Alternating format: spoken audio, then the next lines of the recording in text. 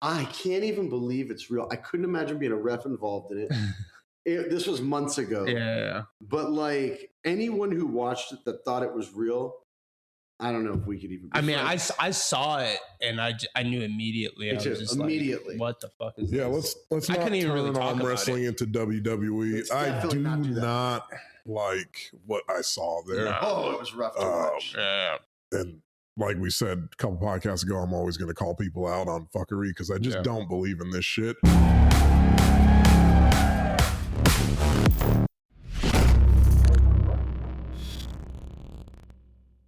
Hey guys, want to introduce you to one of our affiliate sponsors, Psychopharma.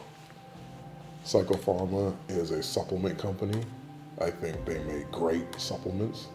I've been using their stimulant version pre-workout, Edge of Insanity. This is blue lemonade flavor. I also have the non-stim pump only Venerade.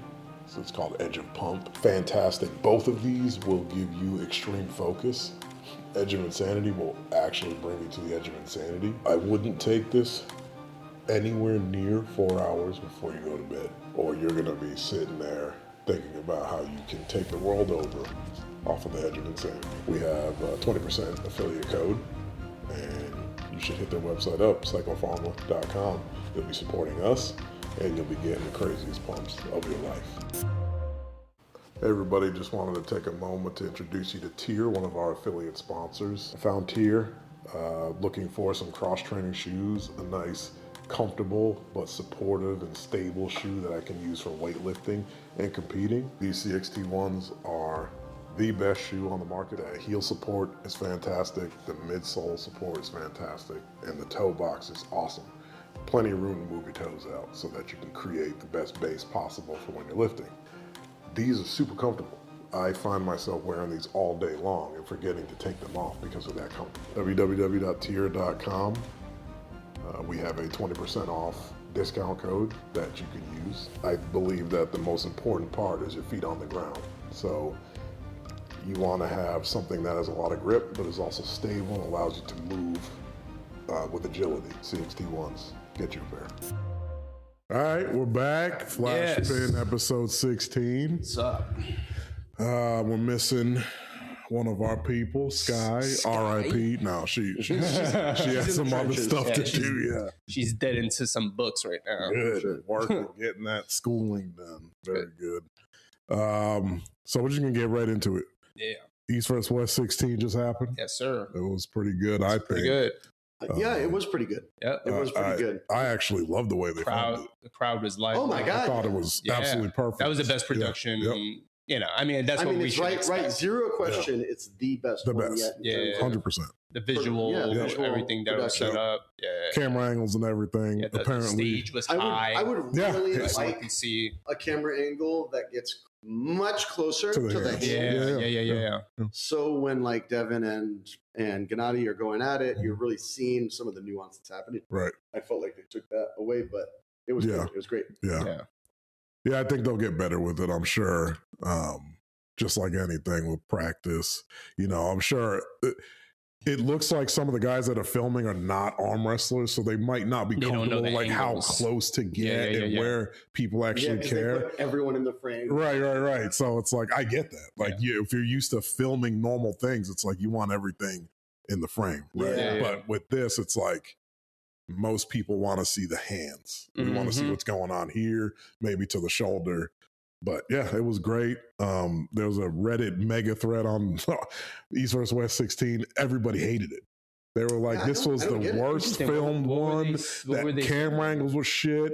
Everybody was shitting on Travis Bajan. They were like, get him out of there, mute him, like all this. And I love Travis Bajan. He's the one that brings the energy. Yeah, commentator in all of arm wrestling. Yeah, I think he's great. In my opinion. Next to Neil Pickup. I mean, him with Neil, like what more can you what do you want? I mean, there are times where he mispronounces people's names, which I think, that's him, though. I think he should tighten up on that. But like, we all know that's what he does. Like, that's just him, you know. So he's funny. And he's funny. He's the comic relief. He's the comic relief. Right. Like, let him mess up a name. It's okay. We would all mess up that fucking name. Right. Yeah, I think he does great too. Some of us would try harder. Yeah, I would definitely be like, How do you pronounce all these names? Yeah, just to do them all justice. But I'm with you. Like, I think that is part of his gig. He's funny, and that's his thing. I'd kind of like to know. Like, I'd like to see the heirs of people that complain about it.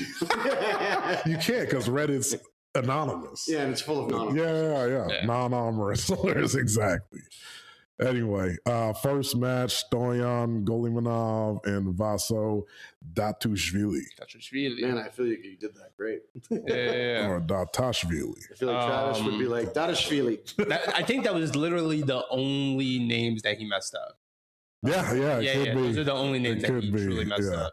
So whoever, I feel like there were more, but this thing was long as hell, like everything else. And that could be an okay complaint. I would still complain. Yeah, but nobody complained about the length. Wow. And I was like, can we just? If there's anything to complain about, it was the end and how long it was. Yeah.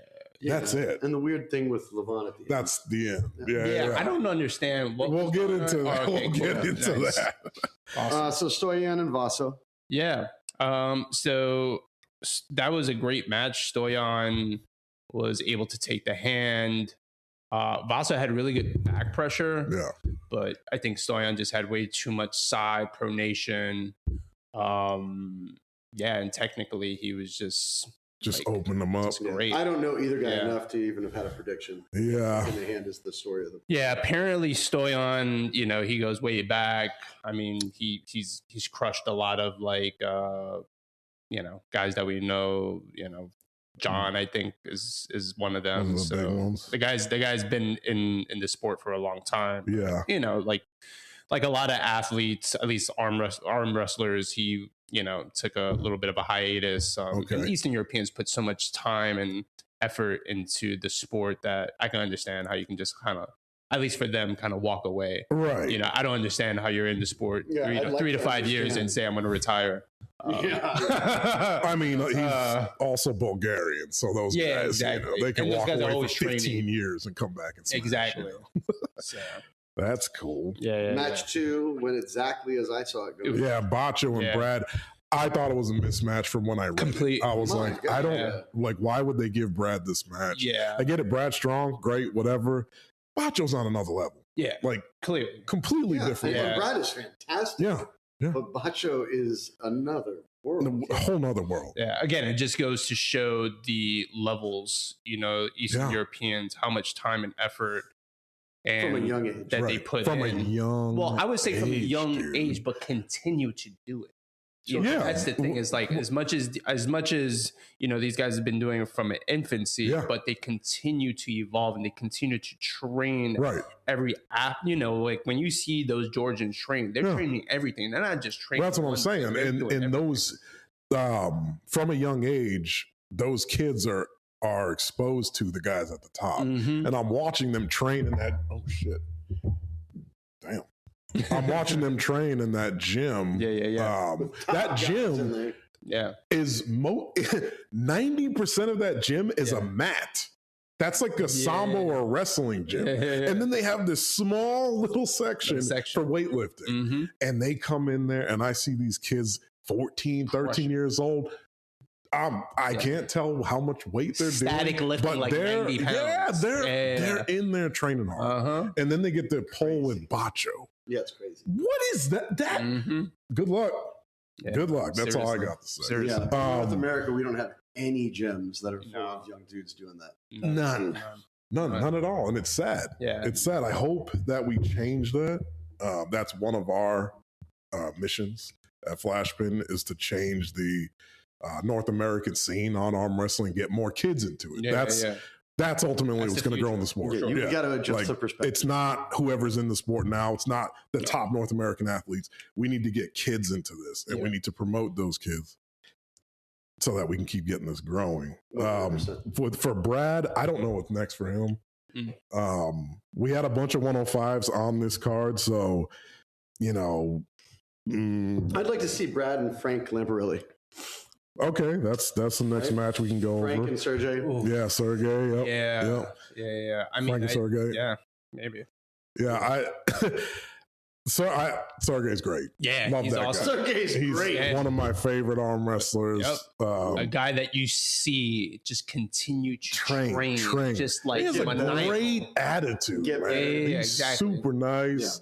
And he's just training, eating. Yeah. I watch his vlogs and he's eating exactly. He fucking measures everything out. He's like super heavyweights, a little too much. Let's just go down. And I think he looked great. His condition was fantastic.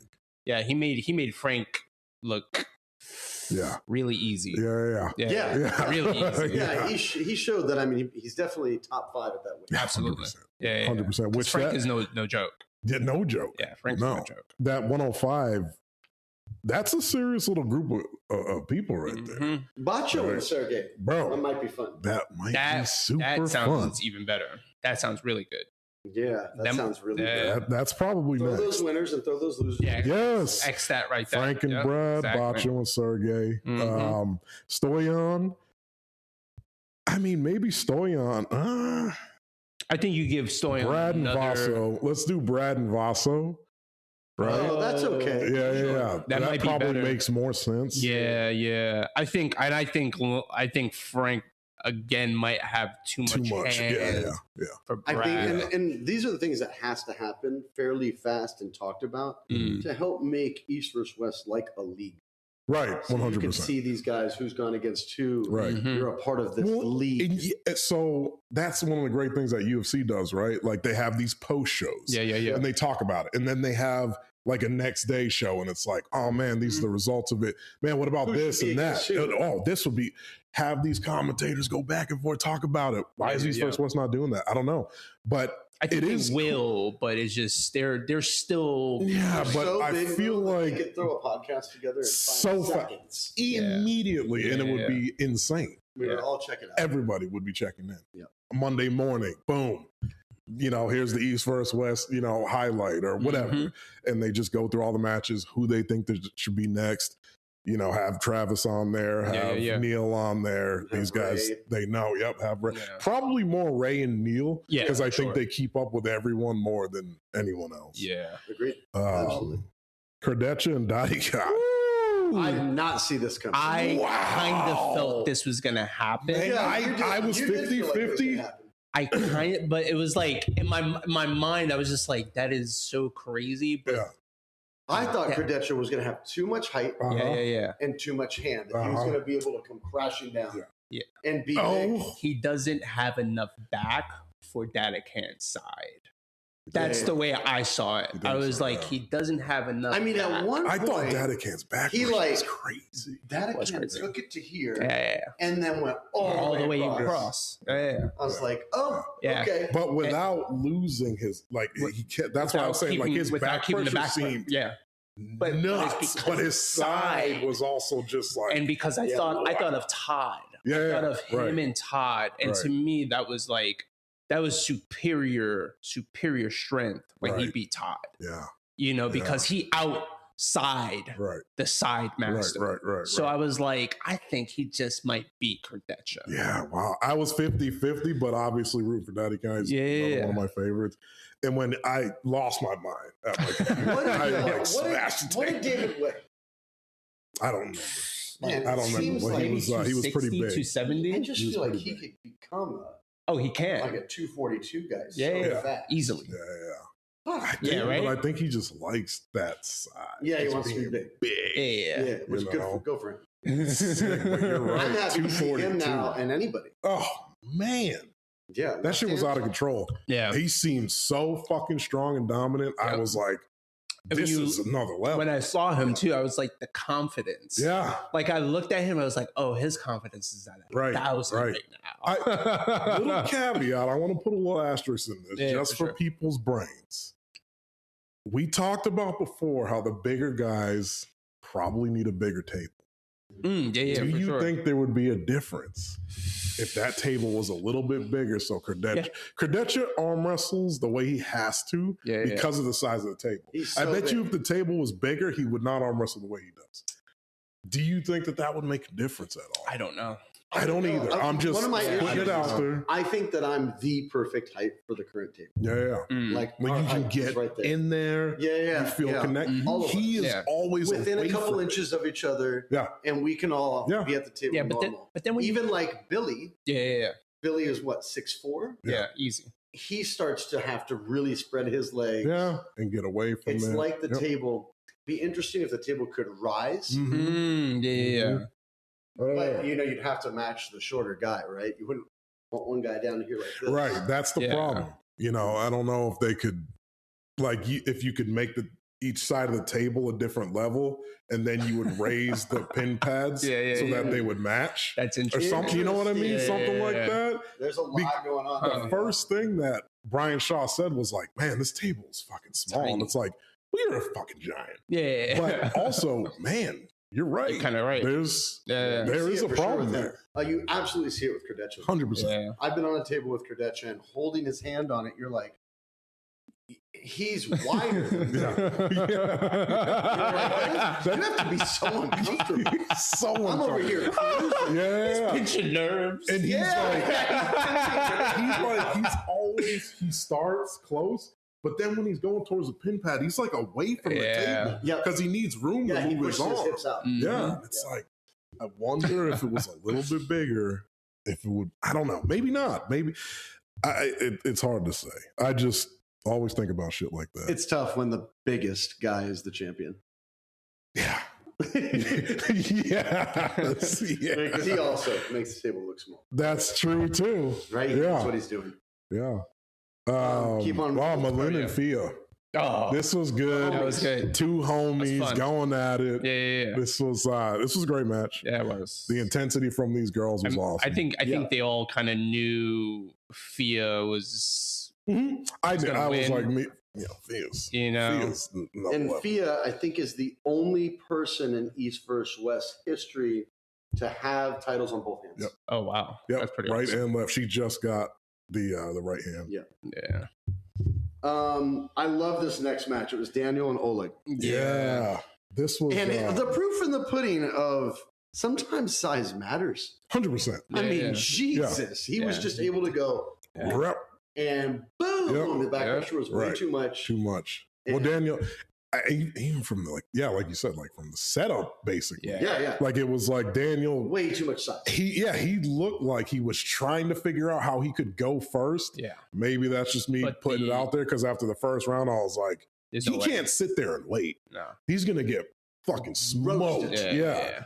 But it was just, there was domination. It's the hand too. Yeah. That hand is, so weird. I can only imagine. His fingers are like, they're spread out much wider than everybody else's. So he can get like a full, no matter it's what. Like the bone structure. Right. It has to be weird to hold on to. It is. His whole hand has to be like, down there. It's like this much wider. And then like to move his brachialis or his two brachialis. I don't know. It looks like a double brachialis. Like you have to go around that. Right. However you're going to arm wrestle him, can't be this way. No. Yeah, you have to be able to jab it and bust it. I think, you got to put him on his bicep. Yeah, he was too small. I think the only person that could possibly give him a match is Artur, the guy. Oh, the other guy. Yeah. On the right hand on that weight category. So that would be cool. Yep, I'm in to see that. Yeah, that would be. I mean, they both have those weird hands. Artur has that weird mitt on him. Is it on the right or the left? I think he has it on both. Oh, really? I think he has both. Does Bet Keeley compete on the left? I believe so. I'd like to see that too. Yeah. Those two? Yeah. Okay. I wonder what he weighed. Down, I believe though, right? Yeah, or Oleg go up. Just go up. Yeah. But they already went right. So no, they already went left. Bet Keeley and Oleg already went left. Did Bet they? Keeley beat him. And Bet Keeley beat him. Yes. Interesting. And Oleg went up for that. Yeah, he went up. Yeah. I remember. And I remember thinking size matters during that match. Mm-hmm. Because Oleg everywhere else is small. Yeah. Right. The size definitely showed that it's always better to be bigger. How do we feel about Oleg, Petrenko, and Keeley? Oh my goodness. This was crazy, right? This was. I mean, I really like Bet Keeley. Me too. But man, you look at Oleg. As soon as I saw Oleg, I kind of. I was like, oh, he found it. He found his niche. Dude, and he looked like more like Paul Lynn. Yeah. Like he came in jacked. Yeah. It was like, oh, this is where you're supposed to be. Right. You're not supposed to be pulling any heavier than this. Right. This is the perfect size. This is his champ. This is where he should be for sure. Yeah. Yes. And he's gonna hone that in even more, which is very exciting to think about. Mm-hmm. You know. After that match, it makes me want to see him and like Zurab. Ooh. Because they're gonna bust Bang right in. Yeah, but the thing with Petrenko is that Petrenko has the ability to open him up. Yeah. So. Yeah, his pronation is crazy. Really good. Yeah, Zurab. I mean, we didn't see it with the Devin match. But Devin's just his shit is just so good. Yeah. I don't think we're gonna see anybody beat Devin through pronation. No, not at all. Right? I think he tries to. Anybody who beats him is just more like side pressure and put it out. Right. Yeah. It's not going to be a crazy, like a mat mask pressure. Right. Going to beat him. No. Great match. Next match. Crazy. Michael Todd, Hermes Gasparini. I have so much to say about this. Woo! So I was definitely going for Michael, of course. He's USA all the way. Oh, Michael. It was just too much complaining. You know, in my opinion, it was a lot of complaining. And I was just like, dude, as soon as he starts that, I'm like, it's over. That's it. He started smiling. And then he does some stuff where he gets really nice to the opponent. Yeah. He'll be like, come on. Yeah. And you're like, oh no. Conceded. Yeah. Because when he doesn't lose, he's just fucking. Yeah, he's the monster. He's the monster. Right. He's the monster. Right. And then when he doesn't, it's like, dude, you got to keep the monster. You can't go from monster to baby. Monster. Yeah. You can't go from monster to baby. I got mad respect for Michael Todd. But it was just like, dude, just hang it up. It's okay. Like Hermes is clearly stronger than you. I would have loved to have seen him just dive a different lane for fun. Just go straight for the press off the bat and lose with it. It's okay. He tried it, but Hermes adjusted. And when there, I mean, I hate to glaze the Europeans, but those guys train correctly. Yeah, man. He built a tool. Literally hit up. It worked. He calls it the Todd pipe. And it worked. He said Todd Hutchings sent him the plans or whatever. Yeah. He used that. He spent a lot of time on that motherfucker. Yeah. Along with his regular training. Yeah. Because he was like, I want to beat this shit. Yeah. Now we all know, right? Now I guess people could say, everybody could stop complaining about the King's move. Whatever. That motherfucker we know is strong as fuck. Yeah. I mean, he stopped LeBron with back pressure. He crushed through Michael Todd's freaking uncrushable by pure power. Dude, but he really wrote the book on it, right? Yeah. Because now when I get on a table with people who get into that position, for me, it is not this way. No. It's let me take you back over. Yep. And rip back. Oh, we can go there again. Yeah. Okay, you're there again. Let me take you back over. Try and bring your offense back. Right. I'm going to get further out and go again. Man. It seemed it was more like almost like a flop, but it more like a straight wrist, and he was just like kind of. Yep, and then he was going further, pushing them further away instead of straight down. Yep. Yeah. So he was like making him as Michael was going. He's like, "Yep, I'm going to follow you there," so that you cannot try to come because you can't. We all know with the King's move, they cannot pin you from there. No. They have to come back and bring it back some way. You cannot. How the fuck do you pin somebody from here? Yeah, you completely defensive. So I think Hermes showed us get it to your side and then wait. Be patient. Test the waters. Like you were saying. I think the other thing that was key was, man, his hand control was fucking amazing. Yeah. Holy shit. He would Immediately. Just come back this way, and he was climb, go back over and work. Yeah. Find the spot. Oh, man. Around, go back, climb. Boom. And he thought that match was going to go way longer than. I bet you he did. And you know what? He had a tough time. Yeah, it was tough. It's still hard. Because he did look afterward like he had been through hell. Yeah. And while watching it, I was like, oh man, does MMT have anything for him? And he got done, and it was like, it was a lot. Yeah. It's a lot to pressure through that move for sure. Yeah. Yeah. I mean, hats off to Hermes. Yeah, Hermes. I think he's the guy. He is the guy. And I think with even more, I think he's going about it so intelligently. He's like, let Vitaly go against Levon. I'm going to go against, who is he thinking about going against? I think he's taking it off. Okay. Yeah, I think he's going to take it off. I think they're going to give it to Vitaly. Yep. I don't know. I think they're going to give Vitaly Levon. He's going to generate way more back pressure, and I think that's the key for him to beat Levon. Is getting way more back pressure. His hand looks fucking We just amazing. have to see. I don't think he beats Levon. I don't think so but either. Yeah. That's the only way. Though. But I think it's possible. Yeah. I think Vitaly has a better chance. Mm-hmm. Yeah. I think the hand and the lever size for Vitaly is a special tool against Levon. Yeah. Is it enough? I feel like they're close though. They're close. Yeah, and after the Marzal, all right, we'll get on. Let's go to the next one because we're going to start bleeding into the other ones. Todd Hutchings and Irakli. Yes. My favorite match of the night. Sick. Yes. Sick. I mean, it was.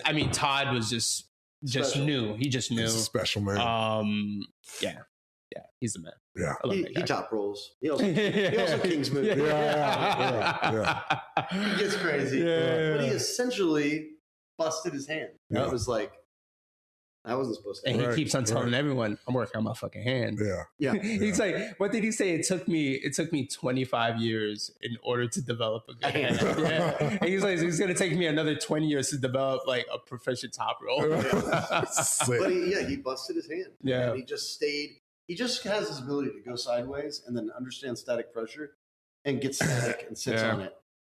And I don't even think it's static. I think it's just it's like slow. It's just really slow, but it's the same amount of pressure the entire time. So he doesn't gas out because he's just like, this is how I do it. And I apply. But I think he gets that from static. Like from doing statics. His ability to hold that and maintain pressure is so crazy.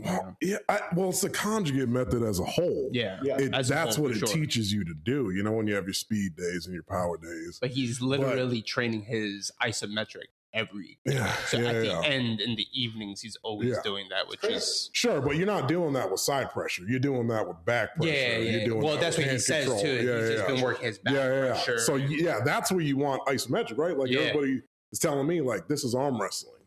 This is not arm wrestling, right? Exactly. So you want to make sure that you can keep that arm here, and then everything else needs to move. Everything else needs to be dynamic. And that's, it's a smart way to train. The isometric back pressure, whatever you want to call it, angle lock.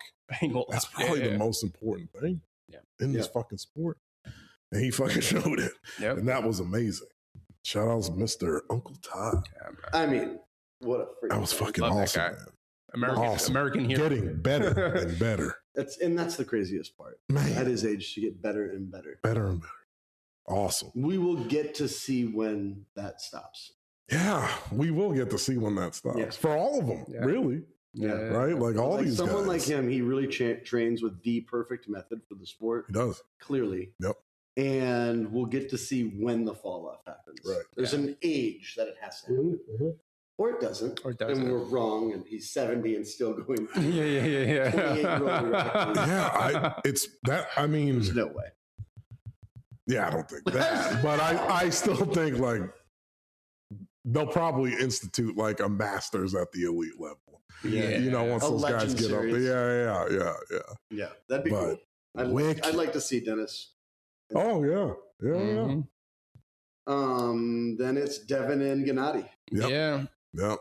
So I'll start this off with I went into this going, how dare they make this match 7 rounds where Devin is going to be full of shenanigans for 7 rounds.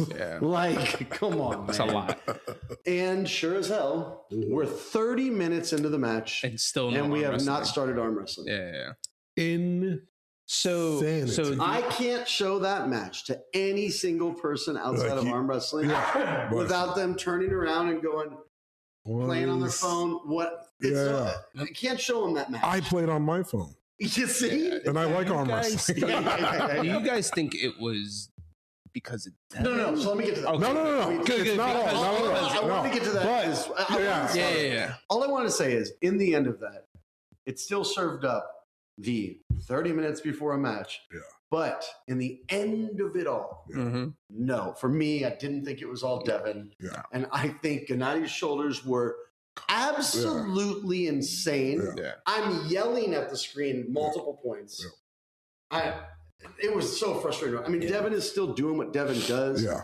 And Devin essentially is trying to get them to turn this into a set grip. Yeah, start the match. Like, let's just do a set grip and arm wrestle. Yeah. You know, Devin, I would love for them to do that. Yeah. I am on your boat. Let's go. Yeah. But we're not doing that. Yeah, the refs. And there should be way more stringent fouling.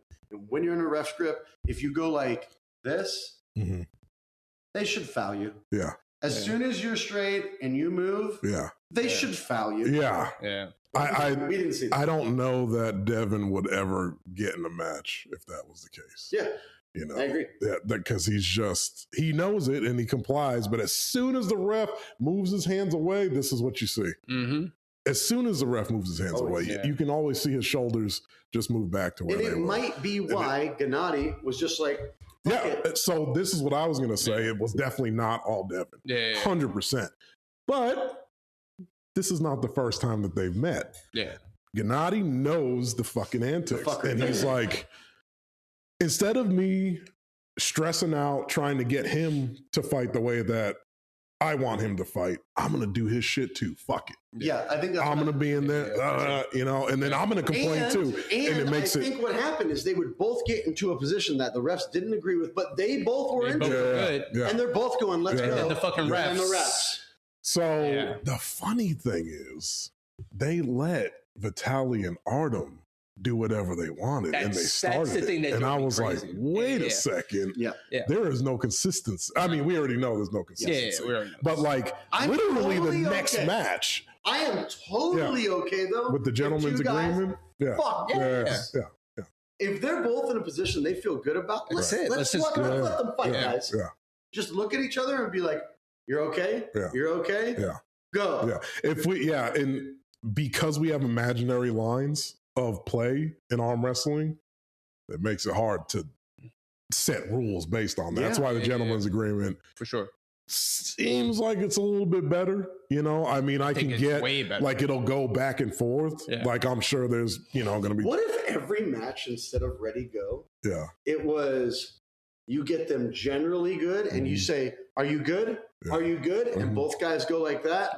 Go. I mean, I would be interested in what a tournament would look like with that done. That's like a UFC fight right there. Yeah, it is. You ready? You ready? Go. And then they bang. It might be interesting. What if? No, I can't do that. But anyway, like, what if they just were here? And they were like, you just have to be close. And then they go. That would be so sick. But it might end up too far outside, whatever. But I'm just saying, you know, like, it would be another way to do it. So, you know, Devin looking strong. I mean, super. He looked amazing. At the end, well, not even at the end. It was like round 5 or something. Well, I mean, they're an hour into the match. Crazy. I think any of us would be tired an hour into the match. I think Devin beats Hermes still. Yeah. But I don't think Hermes has what it takes to beat Devin's style. Yeah. Okay. I think a better match for Hermes than Devin is Levon. Crazy. Crazy. I know. But I also think Hermes is better against Levon than Devin. Yeah. I think it's a back pressure thing.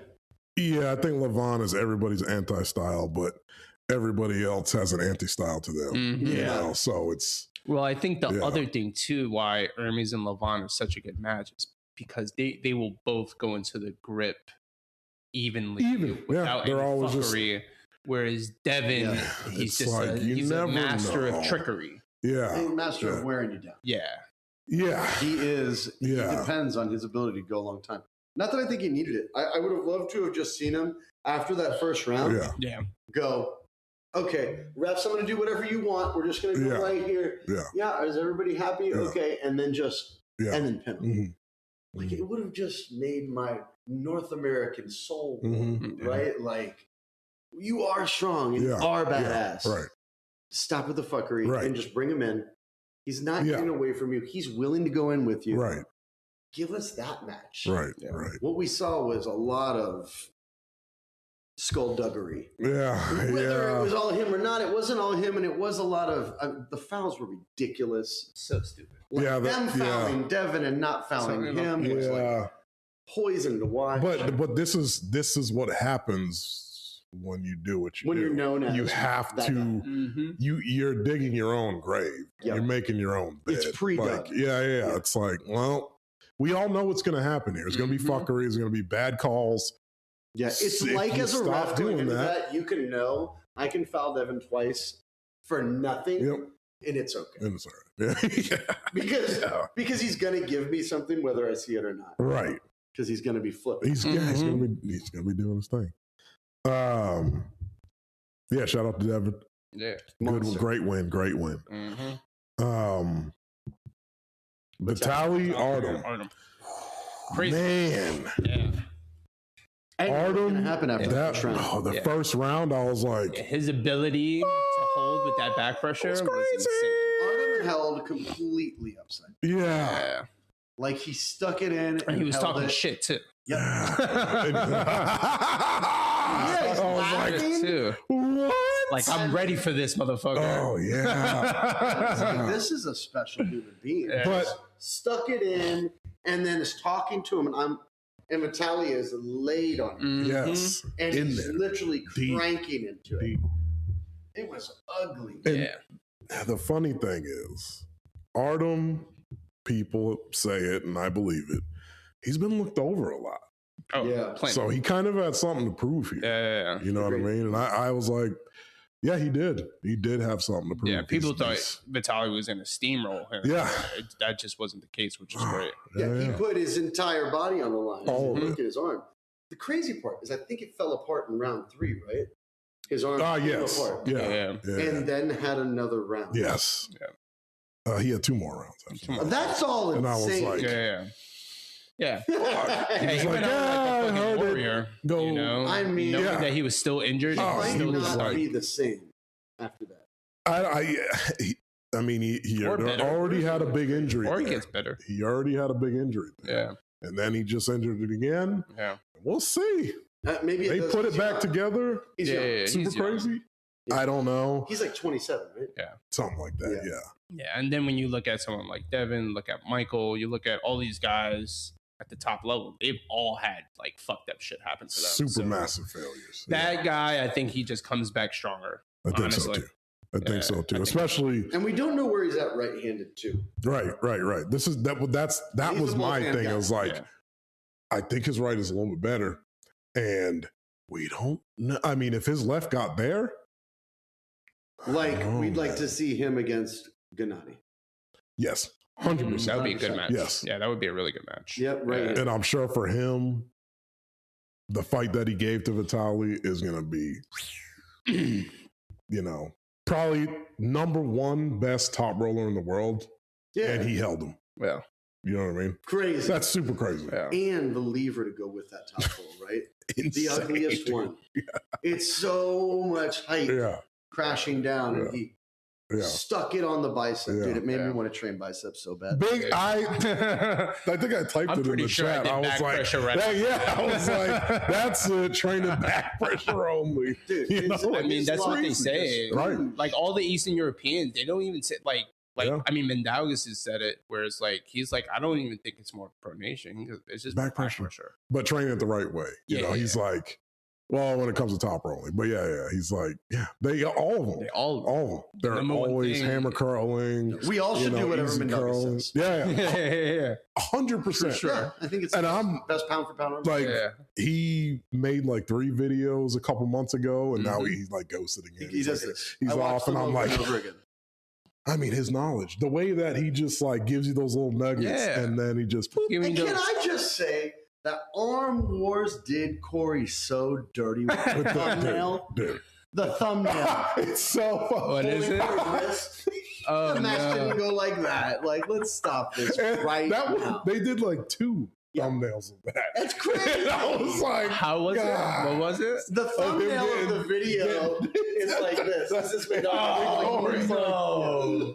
Dad moving him the whole time. Yeah, it's like that wasn't the match. That wasn't it. That wasn't it. They definitely did him dirty. I hope Corey has said something. That was a crazy match, though, for sure. Yeah, it was good. Crazy. It's really good. Artem was crazy. Yeah. Him and whoever is crazy. Who do we want him to pull next? Who's the guy? Mendogas? Yep. I think you give him Artem. He just beat Tom. Arthur. I think you give him Arthur. Again. I think you give him Arthur again, or you do another rematch between him and Daniel.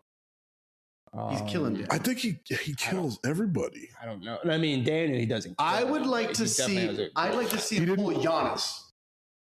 That's the match I'd like to see. That would actually be a really good match. Yeah. Him and Giannis at like 165. Yeah. I think the Jedi's too much.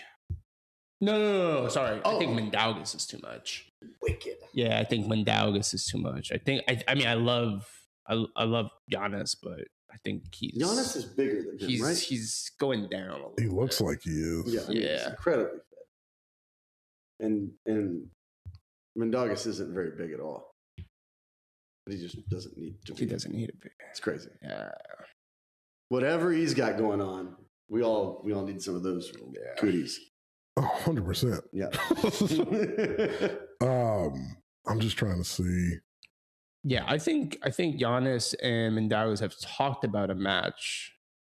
I think they talked about a left-hand match. It's a great East versus West match. I think it'd be great. Yeah. If you had to put him against a North American, who would it be? Who, Giannis or no? Oh, Mendogas? Yeah. Dude. It's gotta be like one of our heavyweights. Yeah, that would be the lightest guy that I would. Yeah, I don't think we have anyone at. Yeah, no one. We need someone who's like. I guess you could put him against Dimitri. Dimitri who? Dimitri out here, Dimitri. I'd be interested. Maybe. Well, because Dimitri can rep. Yeah. Rep Brent Rakers. Yeah, that would be interesting. And him and Artem was at least interesting. That would be cool. So that would be cool. That would be cool. Yeah. But yeah, these are 220-pound monsters. Dude, that's so crazy. That's crazy. You can't find anyone for his 176 ass. He's probably even lighter than that. He's probably like 165 most of the time. Who do you put against him at his weight? There's nobody even near it. It's crazy. Yeah. Right? Because I would say Hunter would be interesting, but Hunter's getting blasted. No way. You don't want to do that to Hunter yet. Yep. Is he even competing in East versus West? He's in West? East versus West, yeah. Is he going to be at the card in Texas? Yeah. I wonder who's he going to go against? I don't remember. I'm so nervous for John, though. He's John going against Yoshi. He's going against Yoshi. But, dude, like, after seeing Yoshi go against, I was like, holy shit, he still got it. Yeah. That guy still got it. I mean, Yoshi's crazy. Yeah. Seeing and John screaming. But yeah, it's going to get all of us off our feet, though. John's going to. Oh, yeah. We are going to make John win. I hope so. I think so. I really hope so. What were you searching for? Mendogas and Giannis, because I thought they were going to have a match, and they were. Talked about it. East versus West 8, and then there was an injury. Yeah. But in 2015, they went against each other. Mendogas took his hand. He's crazy. And just said. Was that with left or right? That was on the right, I think. Yeah, I think they talked about a left-hand match. I just wanted to bring one other thing up. We were talking about right before the podcast. That's why I wanted to bring it up. Yeah. We were talking about fake arm wrestling matches. And I'm hoping I'll be showing this on the screen. Trey will throw it up there for everybody to see. But a legit fake match, I can't even believe it's real. I couldn't imagine being a ref involved in it. This was months ago. Yeah. But like anyone who watched it that thought it was real, I don't know if we could even. I mean, I saw it and I knew immediately. I was just immediately. Like, what the fuck is this? Yeah, let's not turn really arm wrestling into WWE. I do not like what I saw there. No. Oh, it was rough to watch. Yeah. And like we said a couple podcasts ago, I'm always going to call people out on fuckery because I just don't believe in this shit. Yes. So this is Global Elite Arm Wrestling, and it was Alex Cordecha versus some slap fighting champion. Yeah, I forget his name. But some scrubby weird guy. Yeah, and it was a clown show. I mean, they made it look like this guy's never trained arm wrestling before. I mean, and it looked like Alex Cordecha overacting as hard as he could he like gets him in a hook, and he starts shaking and lets the guy pin him. Yeah, and literally like, and it was like, what? This doesn't even look close to real. Yeah, for me too, I was a little bit like, why isn't any of the like big time names like calling this out at all? Yeah, no one brought it up. Like nobody's saying anything, or even like it's cool. Crazy. The other thing is like the athletes didn't say anything about it. And I get it, like people want a chance to go back on a show. People don't want to be blackballed or whatever. Yeah. But I don't want to hear you say you want to grow arm wrestling if you're not going to call shit like that out. Yeah. 100%. Like, you're not trying to grow the sport if you allow things like that to happen. Yeah, it's insane. That's just crazy. Like, everybody knows that would never be a match. Yeah, I wonder if it was sold as a real match. Even I don't know. I would imagine so. I think like, what would be the point? It's not like they were like body slamming each other on the table. Yeah, we're gonna have a funny match. That's so insane. What was that? So let's not do that, guys. Please, no more of that bullshit. Which kind of leads to another weird thing was Levon versus Sarich. Yeah, I don't know what happened with that. I don't know if they kind of hinted at it and talked about it, but never told Levon like that it was real. No. So Baxter and Engen and Serial put a video out. Yeah. And they said essentially it was completely out of Engen. He had nothing to do with it. Baxter, it was accidentally printed on a poster that they would have an exhibition match. What? Baxter then went to them and said, hey, this is accidental, but a lot of people want to see it. Do you guys mind doing the match? And Levon was like, well, I trained. I'm in no way prepared to have an arm wrestling match. And I love that about Levon. He was just straight up. Being his friend, he's like, I mean, I'll pull with Cyril. And Cyril and him, they know each other. They respect each other. And he's like, yeah, we'll just go like 50%. And they got on, and it looks like, according to these guys explaining it, that Cyril put a little more pressure than he was going to. Like he got carried away in the moment, and Levon let him pin him. And then they put it on the score bug, and Levon saw that in his hometown and got freaking fired up. Of course. You know. He wasn't like pissed. He was just like, what are we confused. doing, guys? He was like, confused. What the fuck is the plan? I thought this was like, we're just going to like see where you're at. And then they got back on the table. And he was like, come on, let's just grip up. Like, I'll just hold you. You'll let you work, whatever. But it didn't look like Cyril wanted to do that. It looked like Cyril thought it was going to be like an actual exhibition match. And Levon was like, you know what? Fuck this. I'm good. Yeah, I feel this feels exactly set up-ish. Yeah. It's why he put that video out the next day and was like, hey, we're all here to say I'm sorry. All right, Baxter, your turn. You say sorry. No. Baxter's like, yeah, I'm sorry. It wasn't supposed to go away. Yeah. Cyril, your turn. Your turn to say sorry. And Cyril's like, I am sorry. You're my brother. I love you. It wasn't supposed to be like that. I got carried away. Yep. It was like, oh. Yeah, I actually stopped watching it. Because I was like, this doesn't even make sense. Yeah. And like, again, good on Levon for just like, I'm not going to be a part of this. Yeah. That's how we should have done it. He rolled up in a badass sweatsuit with some dope shoes on. And I was like, what's going on? Cyril comes out in the fucking East vs. West jersey. I was like, what the fuck is happening? Yeah, just imagine that. And I was like, they're arm wrestling? And then he puts his, and I was like, he's got like a bracelet on, a watch on, he's got a fucking sweatshirt on. I'm like, he's in chill mode. What is happening? And then I see the score bug and I'm like, what? And then, the fact that they threw the score up, that's wicked. So, more bullshit calling out. Yeah. I make flyers and graphics. Sure. You don't do that by accident. Well, that's the other thing is like, to me, that was purposeful. It's purposeful. I think that was it was shady. It's the most backhanded. Shady. It's beyond shady. Yeah, I think it was shady. That was like almost malicious, bro. Yeah. That was a professional flyer that it got out. A lot of people saw it. I never saw it. I just knew when they were announcing. Was it Ray? Yeah. He just said, he was like, don't get anywhere, guys. We have an exhibition match with Levon and Cyril Sarachev. And I was like, huh? What do you mean an exhibition match? Yeah. Like, we shouldn't do that in arm wrestling. No, not at all. That doesn't seem like a good idea. No. Unless you're Shaquille O'Neal and Michael Jordan. Right. You're like two random guys like Brian Shaw and Eddie Hall. That's an exhibition match, sure. Not anymore, but yes, sure. From now on, those are serious arm wrestles. Right. 100%.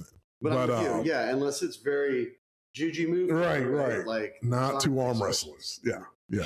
That you could put an exhibition match between Mendagas and Cyril.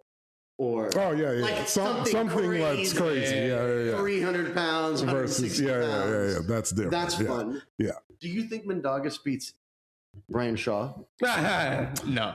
I don't know, man. I don't know. You think Mendagas beats Brian Shaw? I do. Yeah, I do. Wow. I think it could absolutely happen. I mean, it can happen for sure. But I think if someone can teach Brian to just go like this and to really just chomp down. I still think Mendagas is too fast. Wow. It's power. Yeah, I think it's just still too new. 2 seasons. Yeah. Still moves around too rudimentary. So big. For a fucking assassin to snatch that thing. But it'd be fun. It will definitely. It's super fun to watch. It would be fun. Yeah, I want to watch Mendagas arm wrestle anybody. I guess he's my favorite guy. I just feel like there's like nobody else for him. You know, we can see what Giannis does, for sure. I think the match for him is just him and Artur again. Yeah. That's it. Yeah, he has to go up. Crazy. That too. Yeah, the fuckery needs to stop, guys, like at all levels. I'm talking athletes talking shit, telling amateurs to get in the super matches from the jump. Stop doing that. Like, let's train, let's do tournaments, let's figure out how to arm wrestle first. You know, using Aries to pump yourself up, but also, get real matches going. Stop, fluffing your ego up with just the guys in your hometown. Promoters, just do better. Holy shit, this is crazy. Like, that stuff shouldn't happen. We shouldn't have fake matches. We shouldn't, gaslight or make champions feel lesser by making them go against a guy hasn't arm wrestled in God knows how long. And then you throw on a fucking scoreboard. Yeah. And knowing that the champion has in his mind that he never wants to lose a super match. Yeah. Right. He never wants to lose. Not even a round. Yeah. And you do that to him, it's like, that's crazy. You're lucky this guy, he can just not arm wrestle in your fucking your shit anymore. Right. He can walk away. He can just walk away. Yeah. Hence them doing an apology. Yeah. They knew this was not a good idea. That was such a bad idea. It was so bad that me, you, and everyone else didn't even tune into it. Right. You know what else is bad? Watching the after pull footage when the after pull footage is done on picnic tables. No. With fucking little cushions. When was this? Like, bro. It is. Was it Vitaly? Devin and Vitaly. Oh, yeah. On a fucking picnic table. Yeah. On a table. What? There's an arm wrestling table there, boys. There should be many. Yeah. They should be having a great party. Everybody should have some fun. That would be great footage that they could chop up and have fun with. I mean, I get it. Like, maybe they needed to get out of the venue at a certain time, but I feel like they've been there many times. Those people would have been like, big party. Yeah. No, it's fine. You guys can stay. Whatever, have a party. Do the thing. Whatever we're doing, you would organize it in a way. There's a table around the best athletes of the sport in the world. Yeah, I don't know. Man. Because they always grip up after. Yeah. I don't know who's advising them on all this shit. Like, it just seems so fucked up, like mismanaged. Yeah. You know? Well, I think Travis kind of stated it in his last or maybe 2 podcasts ago, where it was like, he's literally telling everyone, like, yeah, East versus West, we need to tighten shit up. Yeah, they do. Like, and that's Travis. Yeah, and it is. So if he's saying that, then there has to be some sort of legitimacy to what he's saying.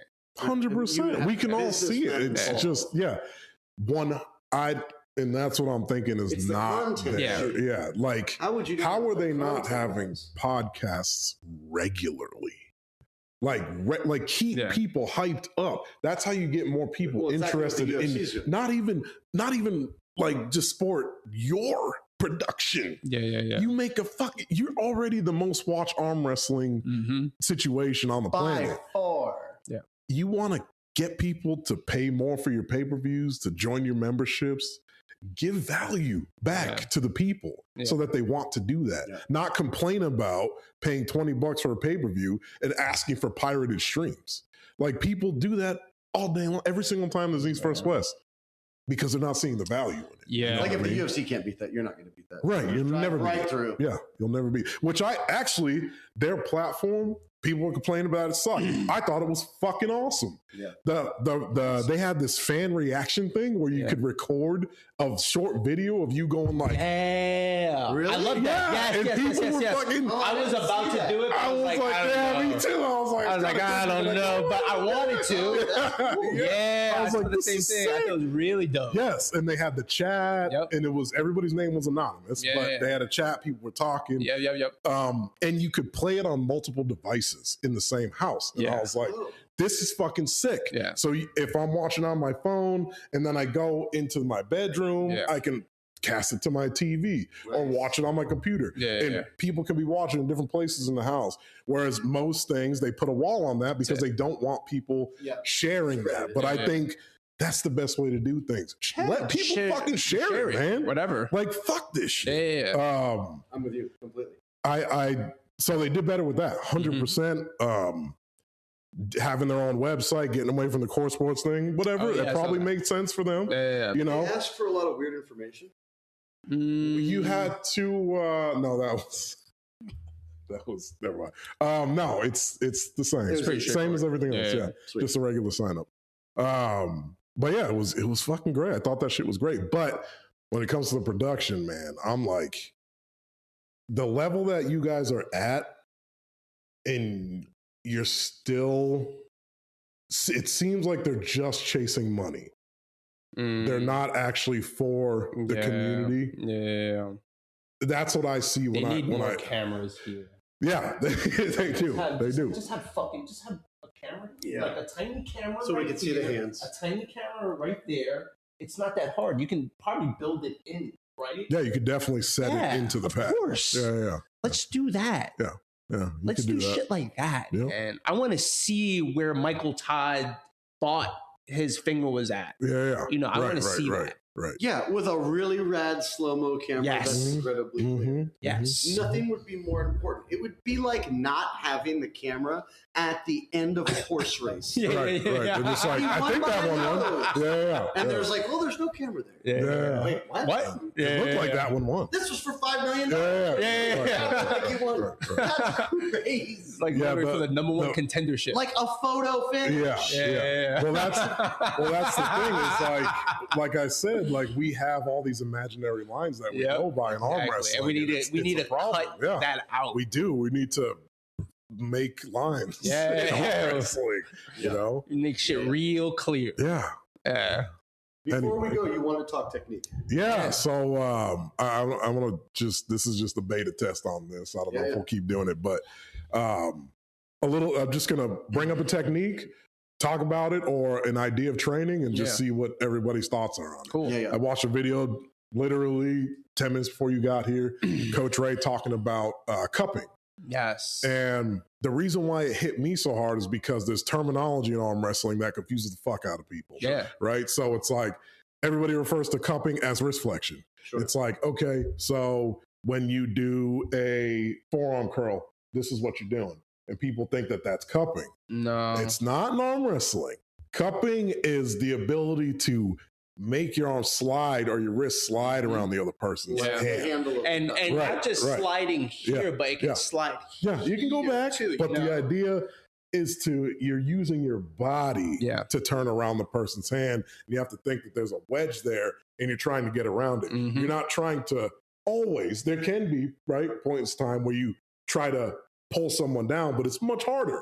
And then it also stops your ability to keep going. Surf around. Right. What do you guys think about that? So I think John explains it really well when he talks about cupping. He talks about your hand, these fingers not being a powerhouse that crunches something up to enable you to cup, but instead he holds in a way that he has finesse. And the way he can move around. I think for me, cup is the most important part of my game. Whether that be a capped hand that's coming around this way and I'm coming around them here, gaining some cup, or getting to here where I can like look at my own hand. I think cupping is one of the most important parts. Yeah. I mean, and this is someone who's been arm wrestling since 2019. I think I just have been able to generate a cup, and just because lack of knowledge and all that. But I mean, Todd Zilla says cupping is probably the most important thing. If we're training something every day, I think cupping is definitely the thing to be training, and in different angles. And what I think a lot of arm wrestlers need to get away from is like this kind of like vice grip. And we need to learn how to understand the pressures, not just in the tips, but in the other parts of our fingers. Yeah. The hand as a whole. The hand as a whole, exactly. It's more importantly there. And it's a problem that I've had the entire time arm wrestling because I'm a mechanic. I was a mechanic for a very long time. I'm used to crushing because you don't want tools to slip out of your hand. You need to loosen things up. They're fucking on there. It takes a lot of torque. So to hold on to that tool, you have to grip it and then you move, right? So you think when you grab someone's hand and you're like, you got a cup, man. And it's like, oh, what is that? It's like, well, you gotta do this. And it's like, okay, so you grip and you try to do this, and I can barely even flex my wrist now, and I have nothing in my hand. Take grippers, right? I can grab, let's say, a 2 and clank it. Yep. I can barely clank. Right. There's no clanking a 2. Right. I bet you I can't clank a 1. Yeah. When you're in full wrist flexion. It's a big thing. You're right. One of the bigger things, especially someone like you with the bigger hand and a dependable hand. My hand's not dependable. I had to learn to have finesse, right? I'm not clamping down and crunching you. Right. If I'm clamping down, it's because I think you're really fast. Right. And now I'm trying to slow you down because you're flashy. Right. But like, if I have a better option, as soon as like we grip up, if you change the color of your fingernails, man, you're going to make it so much easier for me to attack your hand because your pressure is you're already pushing it against my lever. Like, unless I can't crack it, right? I mean, well, so there's caveats to all of it, right? Yeah, to all of it. I like to fight outside the strap too. Yep. So it's like, I will grab onto your hand so that you don't slip away. Yeah. But is that the right way to do it? No, not always. Yeah. But it's like something that you have to think about. This is why this game is so awesome. Dexterous. Yeah. You have to always think about like, do I clamp down on this dude's top knuckle, or do I just focus on where he pronates through, or should I just float and just put pressure through my fingers here and not even worry about it? Should I button these up on that index? Well, am I going to push my thumb forward, or am I going to pull it back? Or like you said, push down. Like there's a lot to this game. This is where the subtlety of arm wrestling. That's why the camera has to be near. It has to be. You want to see what's going on. Right. Yeah. I mean, a lot of data is just given once you grip up with a guy. So, it is. Well, after a while. I know. So it's one of those things that it's hard to really understand. And I think as the sport continues to progress, hopefully we'll have more understanding through science where it is exactly that we need to be focusing on, because we haven't gotten there yet with this sport. I'd say that Giannis and Coach Ray currently are doing the best for sure analysis of those pressures. They are. They definitely are. Yeah. They understand the game very well, being that they've done it for so long at the highest level. Yeah, because there was nobody, even when I started arm wrestling in 2019, there was nobody talking about that. Yeah, it was a lot of bro science, and the bro science does work, but like not just it. The reason why powerlifting numbers are getting so big now, there's more strong men in the world.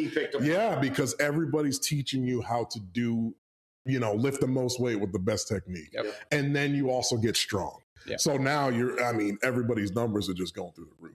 And it hasn't hit arm wrestling yet. They're trying to get there. People are pushing it. It's probably why the Eastern Europeans are so much stronger, because in their gyms, their bro science is less bro than right, 100%. Like you have like Ivan Matsushchenko. If you look at his gym, he's got pulleys, he's got weight calipers, he has all types of shit. Look at Bayev. and Igor.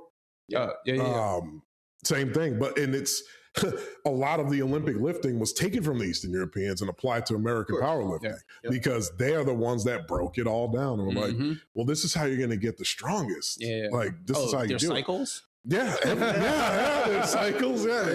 Exactly. You mean I just can't just I can get stronger at a certain level, at a certain time? Yeah. But it's growing. People are catching on, and it's really cool to see. Yeah, man. So, it is. Anyway, that's what we got. We're at a cool time.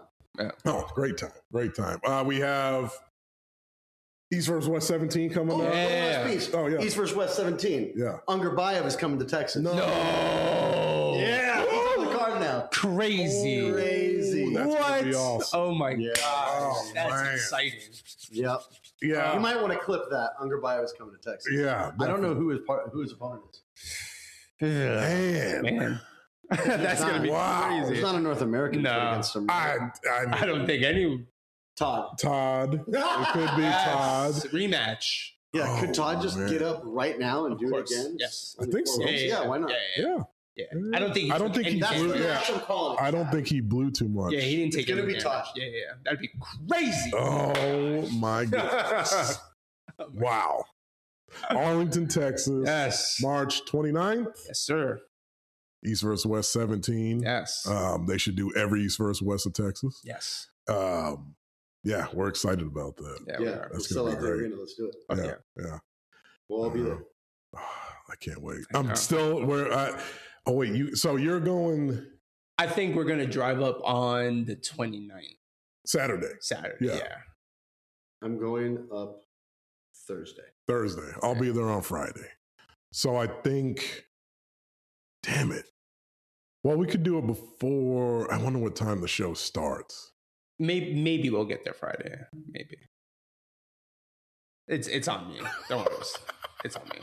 It's your. All right. So I would like to do a podcast before, even if it's only like 30 minutes from the hotel. I don't have to have a dinner on Friday. It's okay. On Friday night, I would make myself available for that. Friday night? Yeah. Okay. Because tournament's Friday. That's after, hopefully the tournament's not too late. Because I don't want, I want everybody to be able to do that thing. Yeah, last time it wasn't too late. Okay. It started early. Yeah. All right, cool. Awesome. Yeah. That was a good podcast. Peace out all. Later. See you guys. Thanks. 203. Is your wife waiting for you in the car? That's what I thought was happening.